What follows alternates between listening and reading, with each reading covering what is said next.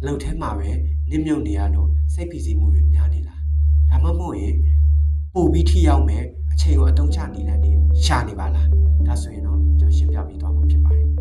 ဒီရဲ့နီလန်းလေးကတော့ Pomodoro technique လို့ခေါ်ပါတယ်သူ့ကိုကြတော့1980နောက်ပိုင်းမှာ Italian developer နဲ့ entrepreneurship ဖြစ်တဲ့ Francesco Cirillo ကနေမှဖန်တီးလိုက်တာပဲဖြစ်ပါတယ်သူ့ရဲ့သဘောကတော့အနှစ်ချုပ်ပြောရလို့ရှိရင်အလုပ်ချိန်တူတူအနားယူချိန်တူတူဒီလိုလေးပေါင်းစပ်တာပဲဖြစ်ပါတယ်ဆိုတော့ကျွန်တော်တို့တွေပထမဦးဆုံးအလုပ်စလုပ်တဲ့အချိန်နိုင်ခွက်ကအတွင်းမှာ25မိနစ်ကအလုပ်ကိုတစ်ဆက်တည်းလုပ်ဖို့လိုအပ်တယ်ကျန်တဲ့5မိနစ်ကတော့ကျွန်တော်တို့အတွက် short break ဖြစ်တယ်မှတ်တာအနားယူချိန်ဖြစ်ပါတယ်ဒီလိုပဲနိုင်ခွက်၄ချိန်မြောက်တဲ့နိုင်ခွက်မှာတော့25မိနစ်အလုပ်လုပ်ပြီးတော့15မိနစ်ကို long break အနေနဲ့အနားယူပေးသွားတဲ့ပုံစံမျိုးနဲ့လုပ်ပေးသွားတာဖြစ်ပါတယ်ဆိုတော့25မိနစ်ကိုအလုပ်ကိုတစ်ဆက်တည်းလုပ်ပါတယ်ဒါပေမဲ့တချို့အရာလေးတွေတော့ရှောင်ရှားလိုက်နော်နံပါတ်1ဖုန်းပေါ်နေတာနံပါတ်2 social media အသုံးပြုမယ်နံပါတ်3ဘေးပယ်ညာမှာရှိနေတဲ့လုပ်ဖို့ကိုင်ဘက်တွေကိုစကားပြောမယ်ရည်တာမောတာဒါတွေအကုန်လုံးကိုဒီ25မိနစ်အတွင်းမှာဖယ်ရှားလိုက်ပါဟိုဘက်5မိနစ်မှာကိုယ်ပိုင်နားယူချိန်တွေခဏလုပ်ပါ5မိနစ်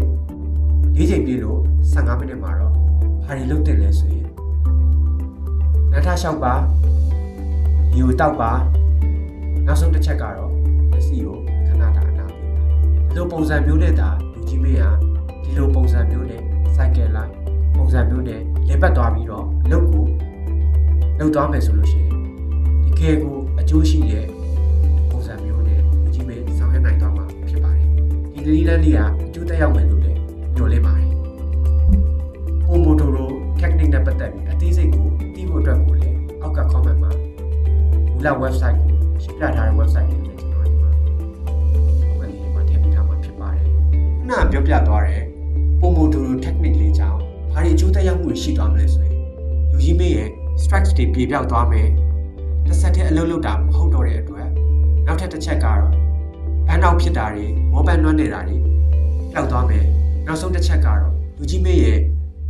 လုပ်ငန်းဆောင်ရွက်နိုင်တဲ့ efficiency တွေတိတာကိုတိုးတက်လာပါဖြစ်ပါတယ်။ဒါကြောင့်မလို့ဒီနည်းလမ်းလေးကိုအသုံးပြုပေးဖို့လည်းကျွန်တော်ကနေမှတိုက်တွန်းလိုက်ပါတယ်။ဝါနဲ့ပတ်သက်တဲ့ကြောင်းလဲမှုတွေဖြစ်ဖို့အတွက်ကလုပ်ငန်းနဲ့ပတ်သက်တဲ့အခက်အခဲတွေလုပ်ငန်းဝင်နဲ့ပတ်သက်တဲ့အဖြေရှာစရာနည်းလမ်းတွေဒါမျိုးလေးတွေကိုကျွန်တော်ဒီမှာတစ်ဆက်တည်းဗီဒီယိုတွေမှာမျှဝေပေးမှာပဲဖြစ်ပါတယ်။ကျွန်တော်ကိုပိုင်မှာ SMART strategy ဖြစ်ပါတယ်။နောက်ဗီဒီယိုလေးမှာပြန်လည်ဆုံတွေ့ကြပါမယ်။ကျေးဇူးတင်